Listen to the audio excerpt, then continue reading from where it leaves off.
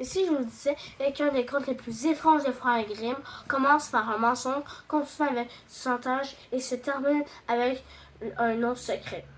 Aujourd'hui, on parle de nains tracassins. Vous l'avez peut-être déjà vu dans Shrek, où il devient un petit personnage rusé, manipulateur et toujours prêt à faire signer des contrats dangereux. Toi, là, sérieusement, là, moi, avant Shrek, le nain tracassin, je n'avais jamais entendu parler de ce personnage-là. Non, c'est genre. Moi, je pensais que c'était genre un personnage créé par le film Shrek. Pour le film Shrek. Mais bien avant Shrek, ce personnage existait déjà dans les vieux contes. Et à l'origine, le nain tracassin appartient à une très vieille famille de contes qu'on retrouve dans plusieurs pays. Le principe revient toujours.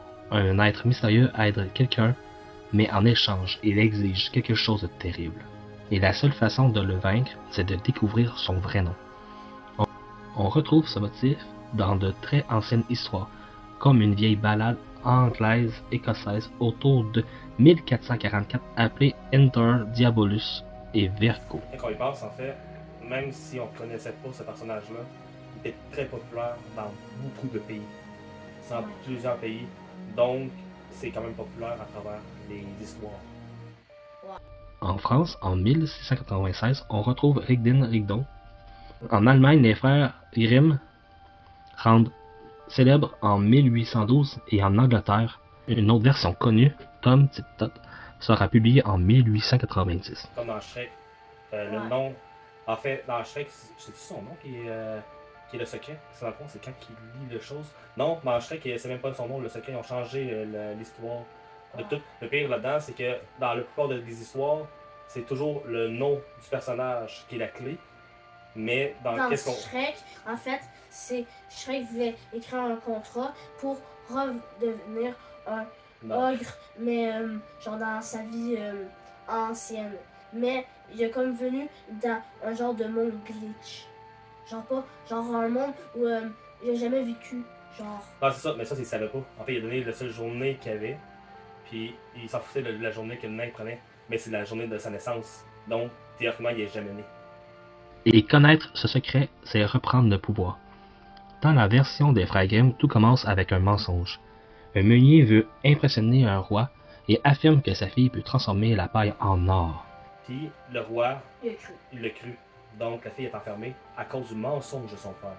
C'est juste un petit peu bizarre que le roi cru que sa fille. Oui, mais par contre, oui, mais il fallait tout ça avoir. Le fait qu'elle avait deux choix.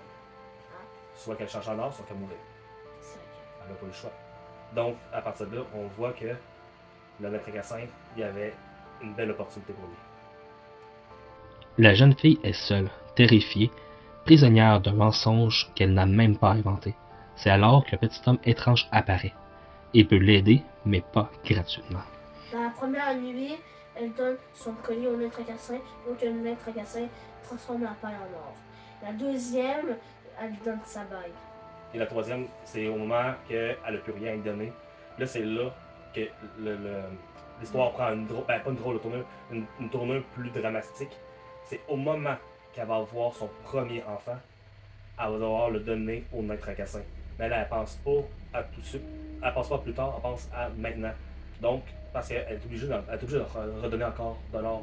Par contre, dans cette histoire-là, la différence, c'est que si elle réussit pendant 3 jours, à donner de l'or au roi, c'est que le roi va l'épouser et elle va devenir une reine.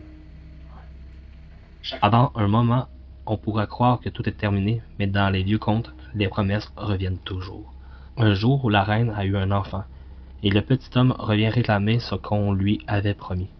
La reine lui offre toutes ses richesses, mais il refuse. Il ne veut pas l'or, il veut l'enfant. Devant ses larmes, il lui donne une dernière chance. Elle a 3 jours pour deviner son nom. Pendant 3 jours, la reine essaie tous les noms possibles, mais rien ne fonctionne. Tu sais-tu comment elle a fait pour deviner son nom? Oui, c'est un homme qui a attendu, qui a vu et entendu le nain tracassin parce qu'il était si heureux qu'il pensait qu'il allait gagner qu'il a commencé à chanter et à danser. À danser et puis à chanter son propre nom. Ouais. C'est comme ça qu'il a pu, mais pour être honnête, es-tu capable de prononcer son vrai nom dans cette histoire-là? Je sais pas. Non, moi j'ai pas été capable de le prononcer. C'est pour ça que vous allez voir en écriture. Écrit ici. Le dernier jour, le petit homme revint chercher sa récompense. La reine fait semblant d'hésiter, propose quelques noms, puis lui donne. Est-ce que par hasard tu ne t'appellerais pas? Tu sais, elle fait assemblant d'hésiter, là. Ouais. C'est juste pour. Je sais pas si c'est pour écœurer le maître Cassin ou juste faire. Tu sais, je sais pas c'est quoi son but. Mais en Mais c'est réalité, pas. en réalité là, il pas- donnait. Ouais, mais il donnait juste 3 jours. Mais si dans le contrat, là, il t'a marqué comme quoi que si elle se trompait une fois, c'était fini, le contrat, il fallait qu'elle fasse, là. Qu'est-ce qui s'est passé? Elle a dit plusieurs noms après, là. Elle aurait pu se faire avoir dans ce contrat-là C'est vrai que. pour avoir ri du maître Cassin. À cet instant, tout s'écroule et son pouvoir disparaît. Dans certaines versions modernes, il s'enfuit simplement, mais chez les Grimm, la fin est beaucoup plus brutale. Quand la reine prononce son nom, il comprend qu'il a tout perdu. Il commence à s'autodétruire, qui veut dire s'arracher toutes les bouts du corps et. Le visage, courir, et c'est vraiment là, il devient fou allié.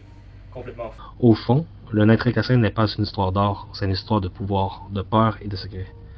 Tout commence par un mensonge et tout s'effondre à cause de son nom. Alors, selon vous, quelle est la partie la plus sombre? Écrivez votre réponse dans les commentaires.